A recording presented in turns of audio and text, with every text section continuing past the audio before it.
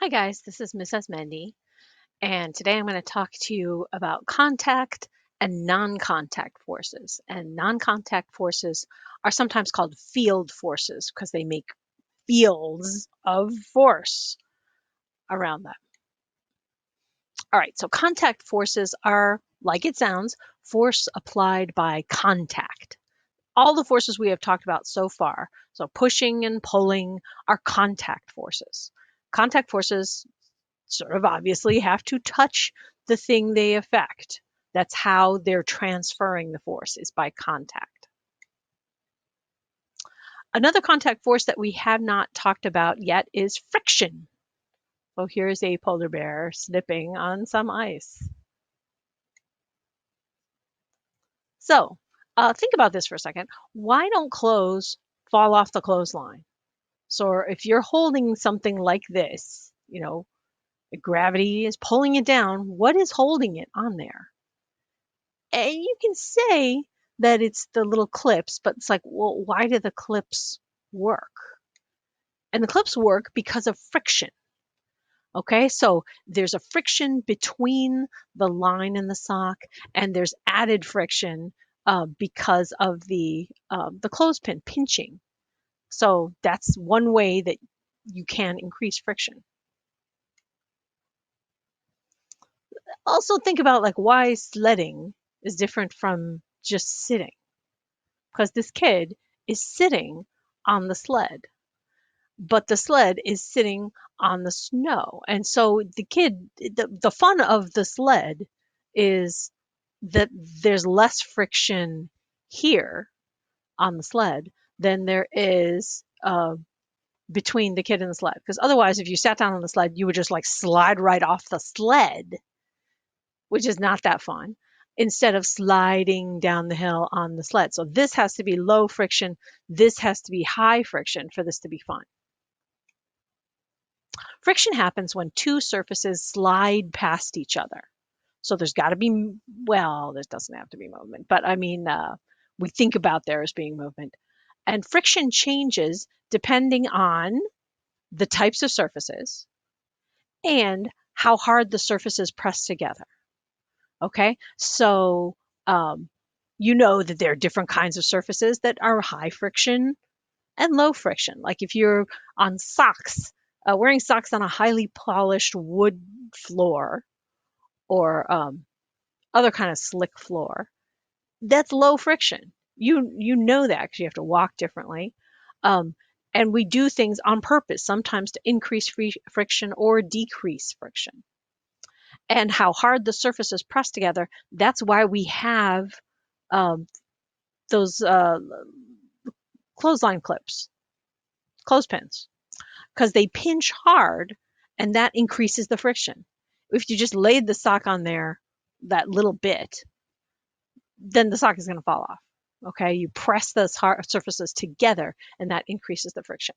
And friction opposes the motion direction of a force. So, whichever direction it is, it opposes it. The friction opposes it. So, like if you slide something one direction, um, the friction goes in the opposite direction. That force opposes it. And you can tell because it slows down the thing. Tug of war is hard on ice because the friction is low.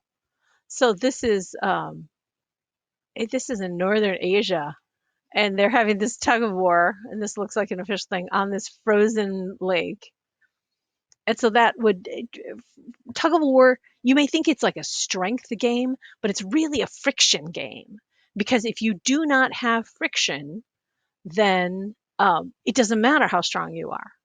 It doesn't matter how strong you are, then the other team will just pull you and they'll be only pulling the weight of you.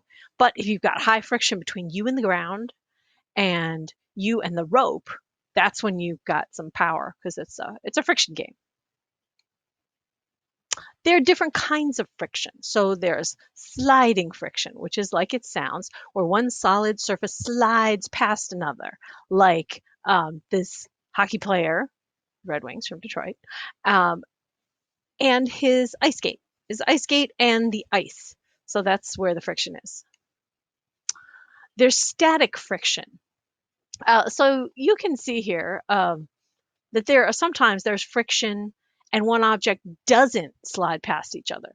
So, for example, here, the dirt and the tree roots, there's so much friction between those that this high friction tree is not moving. And this person has greatly overestimated the strength of his truck, um, or underestimated the strength of the friction of the tree roots and the dirt together. So not moving.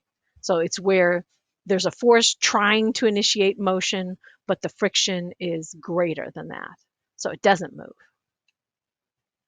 There's fluid friction, and fluid, you're probably used to thinking about fluid as meaning the same as liquid, but that's not exactly true. Fluid can be anything where everything moves in a loosey goosey way. So water and air are both fluids. Okay, so liquids are fluid, but gases are fluid too. Okay, so this dolphin has very smooth skin and it has low friction with the water. And they actually have, yeah, it's special. It's smoother than it even looks because there's special properties of the skin um, of dolphins to help them move like slickly through the water. There's rolling friction. So when an object rolls across a surface, so that's different. We obviously use wheels to reduce friction with the ground. So then it's easier to pull the things. Any kind of friction opposes the direction of movement. So these guys are pushing this car, but the force of the friction of the car, and it's a rolling friction, opposes that force. It opposes that force. If they were pulling it, it would oppose it in the other direction. So friction just opposes motion, no matter what motion it is. And this is a thing where this is fun if you can do this. And if you were here in person, we could do this because this is fun. If you interleave the pages of two books or two pads of paper, and it works well with like two notebooks, and I have two notebooks earmarked for this, but you kind of can't believe this until you try it.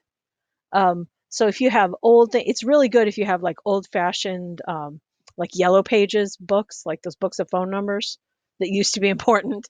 Um, I think they still deliver them.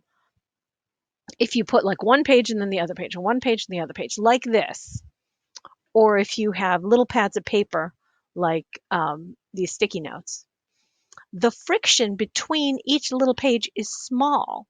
But when there are so many, you cannot pull those apart. If you just pull in the direction opposite this and not try and like tear it or jerk it or anything, if you just pull steadily, it's almost impossible to get them apart. It's really fun. You should really try this. Non-contact forces. Okay, so this is a push or a pull without touching, so no physical contact. Example, electrostatic force is a non-contact force. So the things that, so like each one of, if you've seen these Van de Graaff generators ever, and I have one at school. So when we're back at school, we can do this, and it works better in the winter because the air is really dry. But you can see like they often do little girls, uh, and especially blonde hair works better because it doesn't have the pigment weighing it down, each hair down. And so what's happening here is each piece of hair has an electrostatic charge and it exerts a force on all the other pieces of hair. They're not touching. In fact, they're repelling. They're trying not to touch. So that's cool. And electrostatic force is actually one of the major forces in the universe that makes everything happen. So everything in chemistry, well, not everything, but a lot of stuff in chemistry is because of electrostatic forces on atoms. We'll talk about that later. Magnetic force is a non-contact force. So even though we think about magnets as, like sticking together or sticking to metal, that magnetic force is there when they are not touching things. So it's all around the magnet. You just don't see it. Okay, and then gravity is also a non-contact force and a really important one for organizing the universe. And it's such a big deal. That's going to be another talk entirely. Okay, so here's an overview of the forces that we can talk. So all the forces, you can divide them into non-contact or field forces and contact forces. So pushes and pulls, then these are like the more normal things. If you push, there's like normal regular force. So we're not talking about that extra because that's just like, you're pushing a car or pushing a cart at the grocery store.